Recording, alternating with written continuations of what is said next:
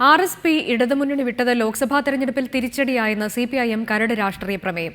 സംസ്ഥാനങ്ങളിൽ ഇടതുമുന്നണി വികസിപ്പിക്കണം. BJPക്കും കോൺഗ്രസിനുമെതിരെ പോരാടണമെന്നും പ്രമേയത്തിലെ കരടിൽ പറയുന്നു. ദില്ലിയിൽ മത്സരിക്കാത്ത സീറ്റുകളിൽ ആം ആദ്മി പാർട്ടിക്ക് പിന്തുണ നൽകുമെന്ന് CPIM പ്രഖ്യാപിച്ചു. പാർട്ടി കോൺഗ്രസിന് മുന്നോടിയായി ഹൈദരാബാദിൽ ചേർന്ന കേന്ദ്ര കമ്മിറ്റി യോഗം അംഗീകരിച്ച രാഷ്ട്രീയ പ്രമേയത്തിന്റെ കരടാണ് CPM ഔദ്യോഗികമായി പുറത്തിറക്കിയത്. കഴിഞ്ഞ ലോക്സഭാ തിരഞ്ഞെടുപ്പിൽ കേരളത്തിൽ നില മെച്ചപ്പെടുത്താനായെന്ന് രാഷ്ട്രീയ പ്രമേയത്തിൽ പറയുന്നു. എന്നാൽ RSP മുന്നണി വിട്ടത് തിരിച്ചടിയായി. ഇടതുമുന്നണി ശക്തിപ്പെടുത്താനും വികസിപ്പിക്കാനുമുള്ള നടപടികൾ വേണം. നിലവിൽ ഇടതുമുന്നണി എന്നാൽ ഇടതു പാർട്ടികളും വർഗ ബഹുജന സംഘടനകളും മാത്രമാണ്. ഈ നില മാറ്റി ഇടത് ഗ്രൂപ്പുകളെയും വിവിധ പാർട്ടികളിലായി ചിതറിക്കിടക്കുന്ന ഇടതു ബുദ്ധിജീവികളെയും സോഷ്യലിസ്റ്റുകളെയും പൊതു പ്ലാറ്റ്ഫോമിൽ ഒന്നിപ്പിക്കണം. ഇടതുമുന്നണിയിൽ തിരിച്ചുവരണമോ എന്ന് തീരുമാനിക്കേണ്ടത് RSP ആണെന്ന് CPIM general secretary Prakash Karat പറഞ്ഞു. They've already gone to join them.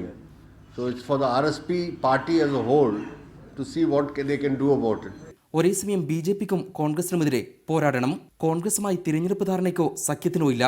പാർട്ടിയുടെ മാർക്സിസ്റ്റ് ലെനിനിസ്റ്റ് തത്വങ്ങൾ ശക്തിപ്പെടുത്തണമെന്നും പുതിയ വെല്ലുവിളികൾ ഏറ്റെടുക്കാൻ സജ്ജമാക്കണമെന്നും കരട് രാഷ്ട്രീയ പ്രമേയത്തിൽ ആഹ്വാനം ചെയ്യുന്നു. റിപ്പോർട്ടർ, ദില്ലി.